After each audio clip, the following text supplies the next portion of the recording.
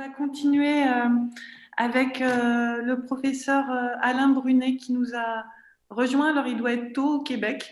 Le décalage horaire est là, mais en tout cas, qui nous fait le plaisir là d'intervenir et de pouvoir un peu nous parler de lui, sa pratique, notamment dans la prise en charge du trouble de stress post-traumatique, dans une période particulière qui est celle effectivement de la pandémie Covid et comment on peut, nous, en tant que soignants, pouvoir adapter notre prise en charge aussi à ce contexte de pandémie. Donc, merci beaucoup, Alain, de nous faire le plaisir d'être avec nous aujourd'hui dans cette journée de pratique professionnelle où on a parlé de la méthode du blocage de la reconsolidation et de la méthode Brunet dans des échanges préalables. Donc, merci d'être avec nous aujourd'hui. Bonjour à toutes et à tous, ça me fait grand plaisir d'être avec vous.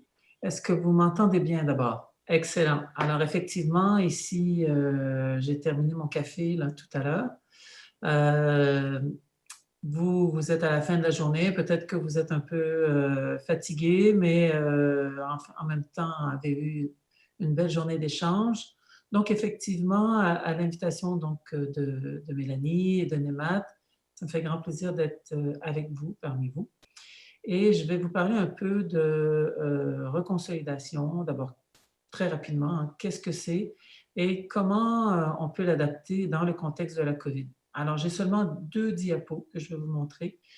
Dans quelques secondes, je vais partager mon écran avec vous. Et donc, voilà, 2 diapos qui vont me permettre d'étayer un peu le 15 minutes au cours desquelles je vais vous parler. Et ensuite, donc, je peux prendre des questions d'éclaircissement pendant la présentation, mais sinon, je préférerais qu'on se garde une courte période de discussion à la fin. Alors, je vais partager mon écran avec vous. Alors, donc, on me demande souvent qu'est-ce que la reconsolidation et voilà, la meilleure façon d'expliquer ce que c'est que la reconsolidation, c'est de faire un petit schéma. D'abord, la reconsolidation, c'est d'abord et avant tout une théorie de laquelle émane la thérapie de la reconsolidation, laquelle est enseignée donc à Poitiers depuis quelques années déjà.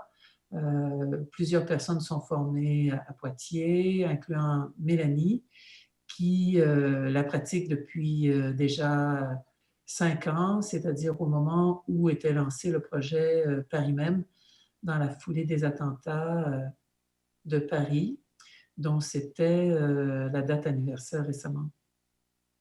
Donc, la reconsolidation, c'est une théorie qui est issue des neurosciences et qui part de l'observation suivante. Alors, cette théorie dit que pour persister, un souvenir doit être enregistré. Rien de sorcier là-dedans. Mais voilà, les choses belles sont souvent simples. Donc, un souvenir va se former et va passer dans la mémoire à court terme vers la mémoire à long terme. Donc, mémoire de travail, mémoire à long terme. Donc, un souvenir au moment où il se forme, il va être dans la mémoire à court terme et il va devoir transiter, migrer vers la mémoire à long terme. Une fois que le souvenir est dans la mémoire à long terme, on considère que ce souvenir-là est permanent. Tandis qu'il est dans la mémoire à court terme, il est réputé être vulnérable, un peu comme la flamme d'une bougie, si vous voulez, évanescent, fragile et sujet à être oublié. Donc, c'est ce qu'on appelle la consolidation des souvenirs. C'est un phénomène qu'on a bien observé depuis plus de 125 ans. Donc, afin de persister, un souvenir doit être consolidé. Et dans certains cas, on peut même utiliser des trucs mnémotechniques pour consolider un souvenir. Par exemple, quand on essaie d'apprendre un numéro de téléphone. Mais d'autres souvenirs vont s'imprégner dans notre mémoire de façon assez automatique, étant donné leur charge émotionnelle. Donc, l'émotion est importante. Et dans le psychotrauma, par exemple, évidemment, ou dans l'apprentissage de peur, il y a une émotion très forte. Alors, qu'est-ce qui survient une fois que le souvenir est enregistré? Le rappel va raviver ce souvenir et le souvenir va revenir en mémoire à court terme. La découverte de la reconsolidation, c'est qu'un souvenir remémoré doit être réenregistré de nouveau afin de persister. Et donc, on va appeler ce processus reconsolidation. La beauté de la chose, c'est que de la même manière qu'on est capable d'interférer avec un souvenir qui est en train de se consolider, soit par la distraction, donc une surcharge cognitive, ou à l'aide, on peut aussi le faire à l'aide d'un médicament. Donc, on est capable d'interférer avec le réenregistrement d'un souvenir et l'outil qu'on utilise pour interférer avec le réenregistrement d'un souvenir traumatique, par exemple, ça va être le propranolol. Donc, si on donne du propranolol à une personne 60 à 90 minutes avant qu'elle réenregistre un souvenir, ce souvenir, le propranolol va venir interférer avec le réenregistrement de ce souvenir, particulièrement dans la dimension émotionnelle du souvenir. Donc, c'est comme si le souvenir va s'émousser dans sa partie émotionnelle. Et dans la mesure où un trouble de stress post-traumatique s'étaye sur un souvenir, et dans la mesure où ces symptômes s'étayent sur ce souvenir de peur, d'horreur, si on arrive à diminuer la force d'un souvenir traumatique, les symptômes devraient s'évanouir, disparaître. C'est donc c'est la perspective qu'on a adoptée il y a plus d'une quinzaine d'années, quand on a presque 20 ans maintenant, quand on a commencé à travailler sur la reconsolidation. C'est la perspective qu'on a prise et l'expérience nous a montré que notre hypothèse était juste.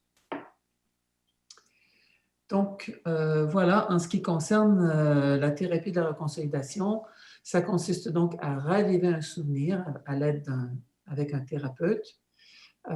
Il faut activement raviver ce souvenir, le souvenir donc traumatique duquel émanent les symptômes, et on le fait sous propranolol, et ensuite on laisse la molécule faire son travail, c'est-à-dire bloquer en partie le réenregistrement de ce souvenir, particulièrement dans cette dimension émotionnelle. Ce sont des séances qui durent à peu près 25 minutes et on a trouvé qu'avec 6 séances, on arrivait vraiment à bien atténuer la force d'un souvenir et on obtient des résultats qui sont tout aussi probants qu'une TCC, tout aussi probants qu'une thérapie EMDR ou toute autre forme de thérapie considérée comme efficace dans le traitement du psychotrauma, mais avec une économie de moyens. Donc, voici pour la thérapie de la reconsolidation. Alors, qu'en est-il des ajustements ou des adaptations qu'on doit apporter à la thérapie de la reconsolidation en temps de COVID? Bien, évidemment, il y a 2 éléments en temps de COVID qui doivent être pris en compte. Le premier élément, c'est que d'abord, tout le monde est à la maison. Et le deuxième élément, c'est qu'on va avoir aussi beaucoup de troubles de l'adaptation. Et permettez-moi donc de vous présenter ma deuxième diapo. Alors, elle est un petit peu aride celle-là et elle est en anglais, mais vous allez voir, ça vaut la peine de se forcer. Je vais donc l'agrandir au maximum. Alors, on a fait, ce sont des données toutes fraîches. Hein? Depuis mars, suite au début de la COVID, on a lancé une grande enquête épidémiologique sur Internet afin de mieux comprendre l'expérience des gens qui étaient impliqués dans la COVID. Et on a amassé un échantillon de 5 590 personnes. On a ensuite voulu savoir qui étaient des cas et qui étaient des non-cas parmi ces 5 590 personnes. Et on a utilisé une mesure qui s'appelle l'IES-R, mais en fait, on a utilisé la version courte, donc l'IES en 6 questions. Et le score seuil sur cette mesure, c'est 10. C'est-à-dire que si vous obtenez 10, vous êtes probablement un cas. En tout cas, cliniquement, vous avez des symptômes qui sont significatifs.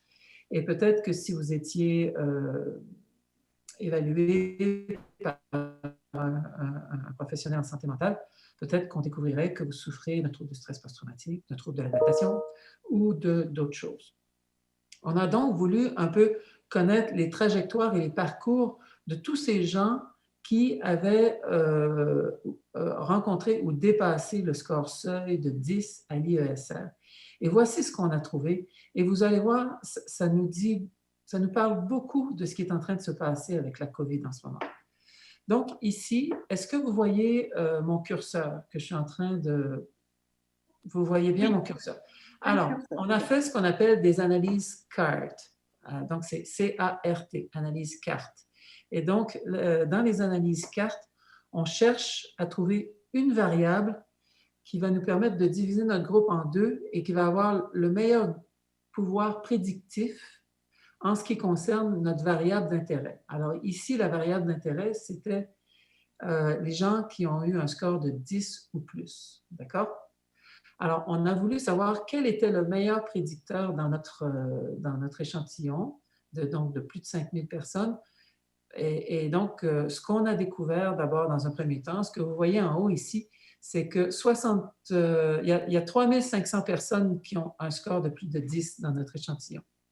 Donc, ça correspond à 62,7% de l'échantillon. Donc, presque 2 tiers des gens vivent une détresse importante en temps de COVID.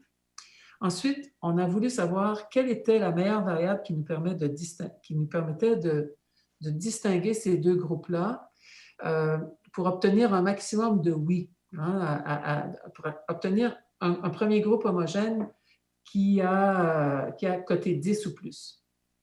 Et donc, la première variable, on l'a forcée dans notre modèle, c'est ce qu'on appelle la menace vitale. Alors, si vous avez répondu oui, j'ai vécu une menace vitale durant la COVID, vous avez dans cette petite boîte ici, on voit que si vous avez répondu oui, il y a 95,6 des gens qui ont un score de 10 et plus à l'IESR. Donc, vous êtes un cas. Ça, c'est probablement les cas de PTSD qu'on observe avec la COVID. Et on avait ici 7% de l'échantillon. Donc, la majorité des gens en période de COVID vont dire non, je n'ai pas vécu de menace vitale. On a donc cherché quel était le deuxième meilleur prédicteur pour identifier nos cas qui ont plus que 10. On a donc découvert que c'était la peur, l'impuissance et l'horreur, donc qui est un peu le pendant aussi du psychotrauma, du DSM-4, hein, peur, impuissance, horreur. Et donc, les gens qui ont dit oui à ça, ceux qui ont répondu oui à ça, il y avait 79,6 des cas des gens qui étaient des cas. Donc, 80% des gens qui ont dit oui, moi j'ai vécu durant la COVID. J'ai été horrifiée, j'ai vécu de la peur, j'ai vécu de l'impuissance. Donc, 80% des cas, des gens qui disaient oui étaient des cas. Ceux qui disaient non nous disaient j'ai pas vécu peur, impuissance et horreur, mais j'ai vécu plutôt de la tristesse et grief. Donc, j'ai perdu un être cher. Donc, on est ici, au lieu d'être dans un profil plus post-traumatique, on est plus dans un profil de deuil. On est dans un profil de dépression et de deuil. J'ai vécu de la tristesse et une réaction de deuil. Hein? Et ceux qui nous disaient non, moi, c'est pas ça que j'ai vécu non plus. Il y en a beaucoup qui allaient endosser l'item « Je me suis fait du souci à propos de la sécurité de quelqu'un d'autre. » D'accord? Donc, on a ici, on a donc 4 profils qui correspondent un peu aux gens qui vont rapporter de la détresse en temps de COVID. On a les gens qui ont vécu un événement traumatique. On a les gens qui n'ont pas vécu un événement traumatique, mais qui ont ressenti une forte peur, impuissance, horreur. Là, on est davantage dans un trouble de l'adaptation et ça forme la majorité des gens. Ensuite, on a des gens qui ont vécu, on est plus sur le versant de la perte, donc de la perte, du deuil, de la détresse ou de l'inquiétude à propos de d'autres personnes. Donc, on a vraiment 4 profils qui viennent nous éclairer sur ce que les gens vivent en temps de COVID. Alors, en ce qui concerne comment est-ce qu'on peut aider ces gens-là, comment est-ce qu'on peut aider nos patients en temps de COVID? Ben voilà, la première étape, c'est de comprendre qu'est-ce qu'ils sont susceptibles de vivre. Et on vient de voir qu'il y a 4 grands profils qui sont susceptibles d'émerger en temps de COVID. Et en ce qui concerne la thérapie de la reconsolidation, ceux et celles qui sont formés ou qui la pratiquent, évidemment, on peut pratiquer la thérapie de la reconsolidation à distance en téléthérapie. C'est une adaptation qui se fait assez facilement. Ici, on la pratique donc depuis le mois de mars avec beaucoup de facilité. Et aussi, on peut utiliser la thérapie de la reconsolidation pour traiter les troubles de l'adaptation, évidemment. Dans la mesure où les gens nous rapportent un ou plusieurs souvenirs émotionnels, et dans la mesure où ces souvenirs émotionnels-là vont entraîner la présence donc, des symptômes dans le trouble de l'adaptation, dans le trouble post-traumatique, on peut utiliser la thérapie de la reconsolidation dans le traitement des patients qui ont vécu des événements, des choses difficiles dans le cadre de la COVID. Alors, je pense que je vais m'arrêter ici. Et s'il reste encore quelques minutes, je vais laisser donc la main à Mélanie, qui va nous dire s'il nous reste du temps et si oui, qu'est-ce qu'on peut faire. Alors, oui, il reste du temps pour de l'échange. En tout cas, merci beaucoup, Alain, pour ces précisions, et notamment sur les résultats là, de cette étude, en tout cas sur les premiers résultats de cette étude, parce que ça montre bien, et c'est vrai que les études là, qui sortent sur l'impact psychique du Covid montrent bien que ça ne va pas laisser les gens totalement indemnes, et de pouvoir cibler finalement aussi nos prises en charge sur certains types de patients, en tout cas pour pouvoir, notamment dans de la prévention, dire, ben voilà, si vous avez vécu, en tout cas si vous avez ressenti ce type de sentiment ou été confronté à tel ou tel type de critères, il va être important d'être vigilant et ne pas hésiter à aller consulter, ou en tout cas aller en parler pour éviter que les symptômes ne s'aggravent avec, bien sûr, après le développement de comorbidités importantes. Et c'est vrai que le blocage de l'arconso, en tout cas la technique en elle-même, est assez simple à utiliser dans un contexte de téléconsultation, ce qui va être peut-être moins facile avec d'autres types de techniques. Alors après, effectivement, on peut utiliser les autres techniques, notamment du psychotrauma en distanciel. Il y a des praticiens qui l'ont essayé pendant le confinement notamment. Mais c'est vrai que le blocage de la reconsolidation par le type finalement de pratique, en tout cas la façon dont ça se passe, c'est assez facilement effectivement adaptable en visio ou même en téléconsultation. C'est vrai que c'est une modalité thérapeutique assez simple. Bonjour Alain, bravo pour cette présentation qui est toujours très didactique, facile à comprendre et puis facile à suivre sur le plan pédagogique, mais aussi tu démontres encore une fois de plus que cette technique, qui est une technique efficace, peut s'appliquer même, je veux dire, au temps de Covid, là où on a tant de difficultés pour se déplacer. Et au-delà de ça, tu nous dis aussi là que cette technique-là peut être aussi pour des petites villes où on est à la campagne, comme Poitiers, et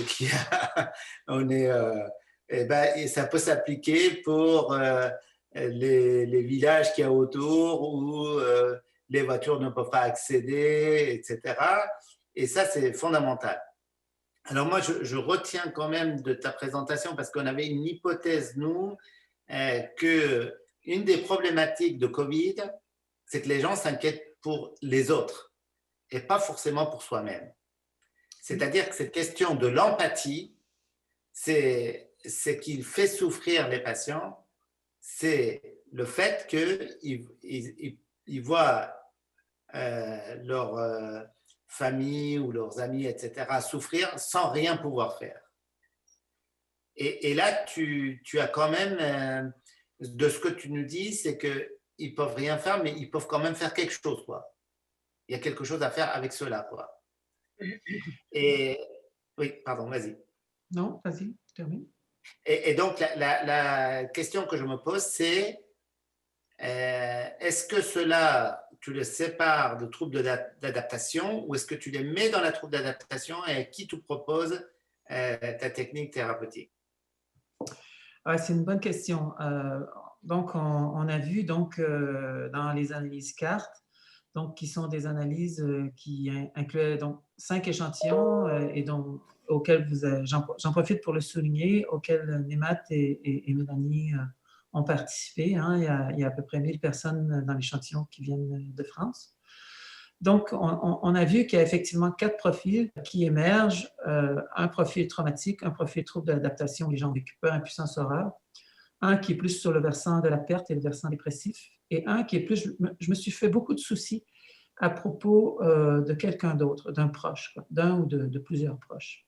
C'est vrai que les gens qui se font du souci à propos d'un ou de plusieurs proches, ce n'est pas tout à fait la même problématique que quand on a vécu un événement soi-même et qu'on n'arrête pas d'y penser et qu'on veut essayer de tourner la page. On est peut-être davantage dans une problématique anxieuse, peut-être qu'il y a un petit tag en arrière de ça, peut-être qu'il y a une propension à vivre de l'anxiété. Donc, évidemment, dans un contexte comme ça, la psychoéducation est vraiment importante. Les relances socratiques d'évaluation du risque et tout sont importantes. Mais s'il persiste un élément un petit peu irrationnel ou anxieux, on peut essayer de le traiter avec le propranolol et dans un cadre de reconsolidation. Parce qu'en fait, il y a 3 types de scénarios qu'on peut utiliser en reconsolidation. Il y a le scénario traumatique qui consiste à relire et à revivre ce qu'on a vécu au moment d'un trauma. Il y a le scénario de l'addiction qu'on utilise aussi dans certaines situations de trahison amoureuse. On va utiliser plus un scénario d'addiction ou avec les addictions. Et il y a un 3e scénario qu'on utilise parfois avec les gens qui souffrent de troubles anxieux, et c'est-à-dire qu'on va faire une espèce de projection, de mise en situation où la personne s'imagine le pire, si vous voulez. Et on peut travailler avec cette personne-là dans le cadre d'un scénario où elle s'imagine que quelque chose se produit et elle s'imagine le pire.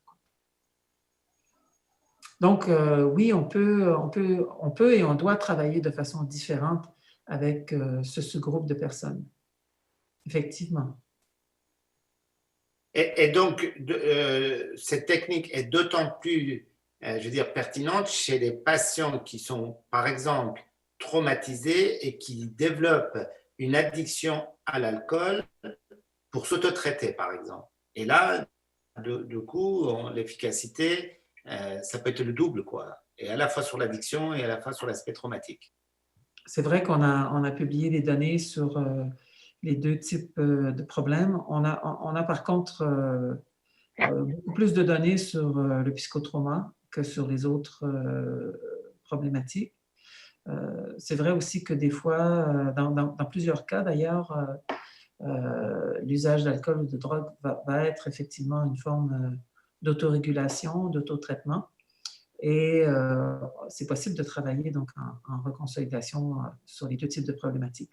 Maintenant, dans le chat, j'ai vu quelques questions, notamment des gens demandent si la thérapie de reconsolidation est praticable par un psychologue, étant donné qu'il y a une molécule d'impliquée. D'abord, la molécule, on parle ici évidemment du propranolol. Les patients doivent prendre le propranolol 1 heure avant leur traitement. Mais une fois que la prescription est faite, c'est tout à fait possible pour un psychologue d'utiliser la thérapie de la reconsolidation. Moi-même, j'en suis un. Et le jour où j'ai réalisé que c'était entre mes 2 oreilles que je me faisais de ça un obstacle, cette histoire de prescription, j'ai vraiment fait sauter un verrou. C'est une thérapie qui est transdisciplinaire. Elle nous met un petit peu, elle peut susciter un petit peu d'inconfort tant chez le psychologue que chez le psychiatre à la limite, hein, parce que c'est quelque chose qui nous fait travailler un peu différemment. Mais oui, on doit demander aux patients d'obtenir une prescription de propranolol avant de pouvoir utiliser la thérapie de la reconsolidation. Merci beaucoup Alain pour ces précisions. Est-ce qu'il y a une dernière question avant le prochain intervenant par rapport à cette méthode, en sachant que, je vous le disais tout à l'heure, on a un catalogue de formation et dans le cadre de ce catalogue de formation, il y a une formation à la méthode qui est prévue à la fin du mois de mars 2021, donc qui est déjà voilà, bloquée avec des dates, donc auxquelles vous pourrez vous inscrire si cette méthode vous intéresse. Donc voilà, vous n'hésiterez pas, vous aurez les coordonnées pour vous inscrire avec le lien si ça vous intéresse. Est-ce qu'il y a d'autres questions par rapport à ça? En tout cas, je te remercie beaucoup Alain de cette présentation qui a été très très claire par rapport à cette technique qui est une autre modalité parmi d'autres de prise en charge du TSPT, mais qui est vraiment très facile dans la mise en œuvre. Je vais laisser la parole à Monsieur Guilbon du CRP Sud Nouvelle-Aquitaine pour nous parler, lui, de son expérience aussi en temps de confinement.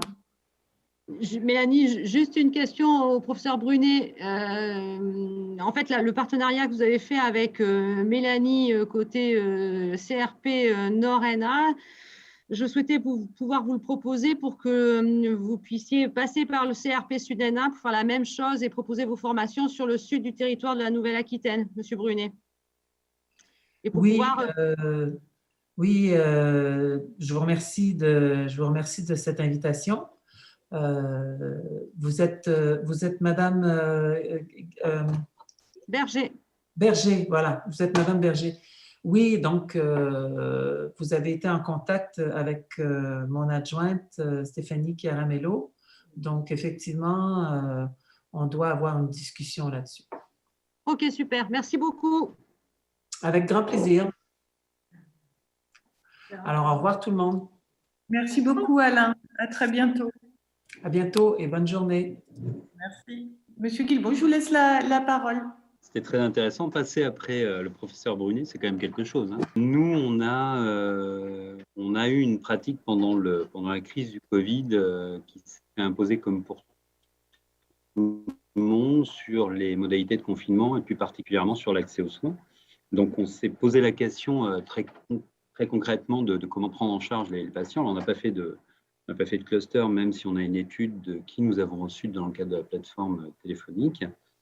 Mais clairement, dans le cadre de cette période un petit peu compliquée, pour ma part en tout cas, j'ai pu expérimenter la méthode de téléconsultation avec la plupart du temps les mêmes questions qui revenaient sur l'efficacité, sur l'alliance thérapeutique, parce qu'on sait que c'est un facteur important dans le cadre de la réussite, et puis aussi sur les résultats qu'on allait pouvoir observer en termes d'intérêt aussi pour le thérapeute. Alors, sur l'efficacité, depuis, avant de commencer, j'ai un peu regardé. Depuis maintenant plus d'une décennie, il y a bon nombre d'articles qui tombent et qui montrent que, en tout cas pour les troubles dépressifs, l'efficacité de la thérapie, de la e-thérapie, thérapie en ligne, est équivalente globalement à des thérapies cognitives et comportementales en face à face. C'était plutôt rassurant. Les études ont été nombreuses. Il y a une nouvelle méta-analyse qui est tombée en 2017.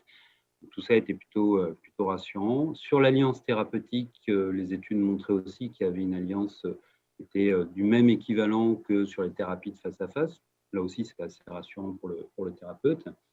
Et puis, sur le dernier point, à savoir sur l'intérêt de cette modalité, là, il y avait une étude qui avait été menée, qui était assez intéressante, qui en fait interrogeait 11 psychothérapeutes, ce n'est pas nombreux non plus, mais enfin 11 psychothérapeutes, et qui montrait que finalement, cette modalité, la e-téléconsultation, permettait de consacrer un temps plus recentré, plus efficace, entre guillemets, sur le protocole, et donc ça supposait derrière avoir un protocole très structuré. Alors, sur la thérapie cognitive et comportementale, telle que je l'amène, avec la méthode qu'on a pu mettre en œuvre avec le docteur Gonzalez et notamment au sein du CRP, on a différentes phases. Il se trouve que, d'abord, la modalité de téléconsultation, effectivement, j'ai pu l'éprouver au niveau de l'alliance. Il y a une bonne alliance qui se crée. Les gens se sont bien emparés de cette modalité. Et plus largement, je pense que ça correspond à une tendance générale, c'est-à-dire que tout le monde a effectivement un smartphone ou un PC et un accès en ligne. Alors, certains ne l'ont pas, hein, certains sont un peu bloqués, mais ils sont très minoritaires. Et finalement, la pratique des réseaux sociaux aide beaucoup pour l'utilisation de ces techniques. Ça, c'est un premier point. Deuxième point, j'ai pu observer que, effectivement, lorsqu'on déroule une consultation, que ce soit sur la phase de bilan ou que ce soit sur la phase de restructuration cognitive, une fois qu'on a abordé l'élément traumatique, le contenu des séances, lorsqu'il est très structuré, permet de se concentrer sur l'essentiel et sur la revue de tâches, quand on est en orientation cognitive et comportementale, ou sur des techniques bien spécifiques. Je veux dire que non seulement on a des séquençages qui sont bien maîtrisés, mais on a le sentiment d'avoir atteint son objectif, ou en tout cas d'avoir pu aborder le point qu'on souhaitait avec le patient, ce qui n'est pas tout à fait la même chose quand on est en face à face, puisque la mise en place de l'entretien en face à face et puis l'abord avec le patient souvent nous amène à aborder d'autres points ou à s'éparpiller un petit peu avant de rentrer dans l'essentiel de la consultation. Donc c'est vrai que c'est assez étonnant de voir que, comme je l'ai retrouvé dans l'étude, l'utilisation de la téléconsultation a des vertus, en tout cas pour le thérapeute. Au niveau de l'efficacité en tant que telle, bien évidemment que sur certaines phases, la téléconsultation est assez intéressante parce que d'abord, elle s'adapte très bien au cadre, mais sur d'autres points, et notamment quand il s'agit d'aménagement émotionnel ou lorsqu'il s'agit de se confronter aux souvenirs traumatiques, un peu comme le disait le professeur Brunet juste avant, là, par contre, on touche vite les limites de la téléconsultation puisque la présence en face à face apporte un cadrage et un accompagnement qui, lorsqu'on parle de trauma, est quand même un peu incontournable. Aborder un événement traumatique et s'exposer à une réactivation traumatique au niveau émotionnel, ça peut soit supposer de la dissociation, soit une abréaction tellement forte qu'on va avoir des difficultés si jamais on est à distance pour pouvoir cadrer et accompagner le patient, en tout cas le faire revenir. Ce qui veut dire que quand je fais un peu la somme, pour aller vite parce qu'on a pris pas mal de temps, quand je fais un peu la somme de ces téléconsultations que j'ai pu mener, alors en situation de Covid, ça a apporté quand même pas mal de soutien puisqu'on a fait beaucoup de psychoéducation, donc on a contribué à diminuer l'ampleur des inquiétudes et des soucis liés à la contamination. Ça permettait aussi de pouvoir aborder, de rappeler un certain nombre de conduites à tenir qui étaient plutôt essentielles dans un cadre un petit peu inédit, même si la littérature montrait que sur les autres pandémies, on avait déjà observé que les confinements étaient plutôt porteurs de troubles anxieux dépressifs et pouvaient même générer des stress post-traumatiques. Et puis, au-delà de tout ça, j'ai pu observer que finalement, la téléconsultation allait avoir une limite aussi dans la capacité à pouvoir accompagner les patients lorsqu'ils étaient dans des phases un petit peu aiguës. C'est-à-dire qu'au-delà de la psychoéducation, lorsque on est confronté à un état anxieux qui est particulièrement aigu, c'est un peu compliqué de laisser la personne juste avec une restructuration ou avec une indication de pratiquer des aménagements émotionnels, quels qu'ils soient, hein, cohérence cardiaque ou autre. Souvent, on se rend compte que la présence et le fait d'être avec la personne dans ces moments difficiles facilite quand même la verbalisation, l'évacuation et le retour à une stabilité au niveau de l'humeur. Alors, je pense que c'est un très bon outil. Je pense que ça a permis de faire face à une situation inédite où de toute façon les personnes étaient confinées, ça c'est évident. Je pense que dans certaines régions et en Sud-Nouvelle-Aquitaine, on le sait, on a des parties du territoire qui sont un peu des déserts et l'accessibilité qui tient en moyen aussi les personnes pour pouvoir se déplacer nous amènera certainement à développer la téléconsultation à une échelle peut-être plus importante. En tout cas, c'est une réponse dans certains déserts, mais il n'empêche que cette adaptation qu'on a menée doit nécessairement être complémentaire à des entretiens face à face. Sur l'expérience que j'en ai, sur des protocoles très structurés en TCC, ça marche très très bien, il y a de très bons résultats. En revanche, sur certaines autres approches, je pense notamment le MDR par exemple, je ne me sens pas, moi en tout cas, de faire de la MDR en téléconsultation. Je n'ai pas trop compris comment on faisait de toute façon. Et surtout, dans le cadre d'un retraitement de MDR, je pense que l'accompagnement physique, y compris quand la personne présente une abréaction, nécessite quand même qu'on soit bien présent. Alors, je sais que certains praticiens ont eu une activité en téléconsultation avec de l'EMDR. Je n'ai pas été très confort par rapport à ça, donc je me suis plutôt orienté sur le protocole en thérapie cognitive et comportementale. Voilà ce que je peux dire sur la pratique, sachant que, alors c'est intéressant parce que c'est ce qu'abordait tout à l'heure le professeur Brunet, mais pendant la période de Covid et plus particulièrement pendant la période du confinement, on a surtout vu émerger des vulnérabilités selon les types des personnes et puis en fonction aussi des conditions dans lesquelles ils vivaient le confinement. Donc, au-delà de cet aspect de psychoéducation, de renforcement de la planification des activités, des réassurances sur les mesures d'hygiène et machin et trucs, en fait, on s'est rendu compte que le Covid a été aussi, pour beaucoup, un moment où finalement, si on n'avait pas pu proposer des téléconsultations, on s'inscrivait dans une rupture de soins et donc dans une majoration des arrivées aux urgences ou dans la reprise de soins dans la précipitation après la période. Ce qui a considérablement contribué à augmenter l'embouteillage dans les filières de psychiatrie et dans les suivis. Nous, sur l'Aquitaine, en tout cas, sous l'impulsion de Dr Berger, on a mis en place, indépendamment de la plateforme, on a mobilisé sur la base de la spontanéité aussi, l'ensemble des ressources des psychologues pour être disponibles et pour faire un suivi par téléphone, ce qui est quand même une vraie plus-value. Juste un mot pour terminer, parce que je regarde le temps.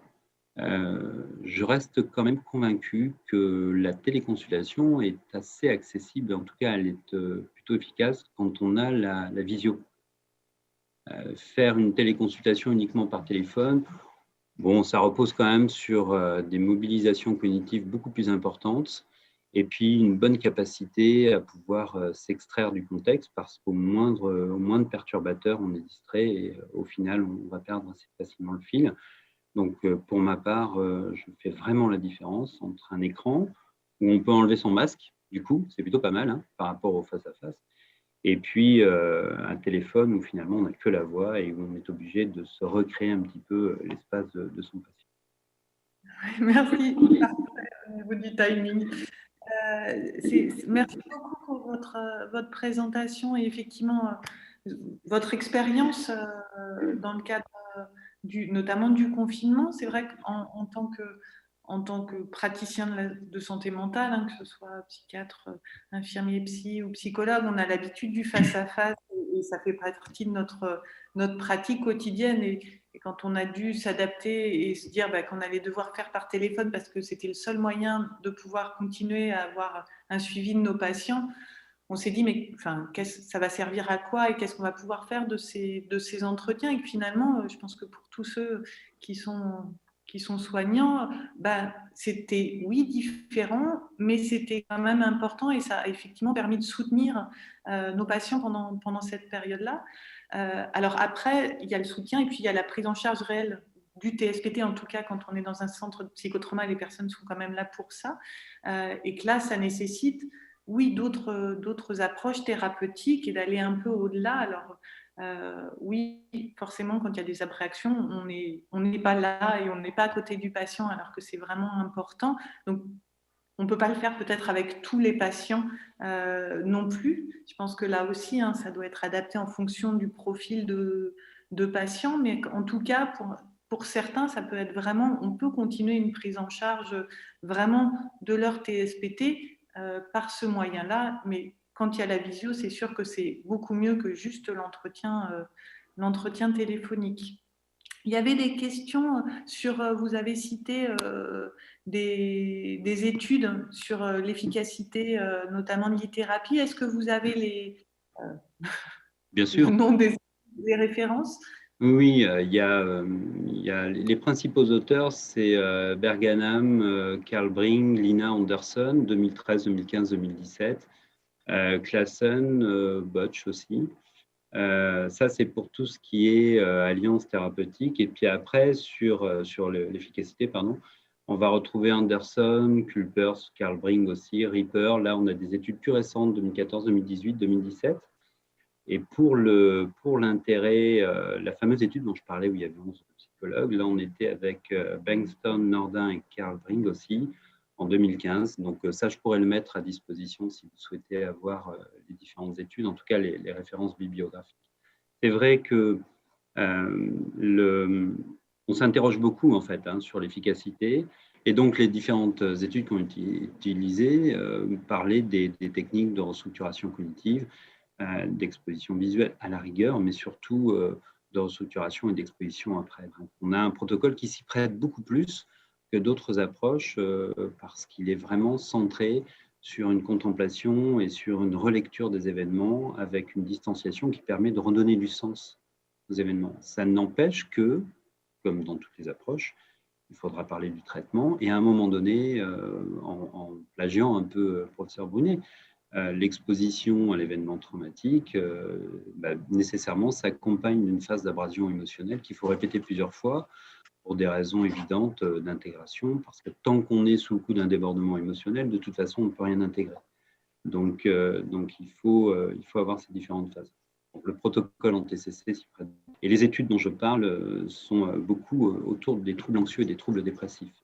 Voilà, donc, peut-être qu'on a un boulevard pour justement faire une étude, au moins à notre niveau, de l'effet de la téléconsultation dans le cadre des prises en charge du TSPT. Je pense que c'est effectivement un domaine de recherche. Voilà. Pourquoi pas? En tout cas, s'il y a d'autres professionnels qui sont intéressés sur ce sujet-là, je pense qu'on peut réfléchir à des études de ce genre qui, à mon avis, sont très intéressantes pour l'avenir, même si, bien évidemment, le présentiel et le contact direct avec le patient, voilà, c'est le mieux. Mais en tout cas, quand on n'a pas le choix, pouvoir s'adapter, je pense que c'est aussi quelque chose qui est important. Est-ce qu'il y a d'autres questions et d'autres interventions par rapport à cette problématique-là, ou d'autres partages d'expériences, notamment en téléconsultation? En tout cas, moi, je vous remercie vraiment alors, tous les intervenants qui sont intervenus au cours de la journée, parce que ça montre vraiment cette dynamique, je trouve, qu'il y a sur notre région, sur notre territoire, vraiment dans tous les départements. Il y a vraiment une dynamique d'essayer d'améliorer la prise en charge des patients souffrant de psychotrauma, que ce soit les adultes, alors les enfants aussi. Il y a vraiment cette question et cette volonté aussi d'améliorer la prise en charge des enfants victimes. Donc, en tout cas, merci vraiment de votre participation à cette journée d'échange. C'est toujours, moi je trouve, riche et enthousiasmant, en tout cas, ces temps de partage. Donc, comme je vous le disais, c'est enregistré. On va mettre la vidéo de la journée prochainement sur la page internet du centre psychotrauma du centre hospitalier Henri Laborie. Je vais diffuser les contacts et notamment aussi les présentations des intervenants et puis différents documents qui ont pu être présentés au cours de la journée de façon à ce que ça enrichisse aussi nos échanges pour l'avenir, et encore en espérant que la prochaine fois, on pourra se voir en vrai avec des temps d'échange autour du café, ce qui n'était pas possible aujourd'hui. Donc, en tout cas, à très bientôt. Et puis, vous avez mes contacts. Je vais transmettre aussi les contacts des participants aujourd'hui.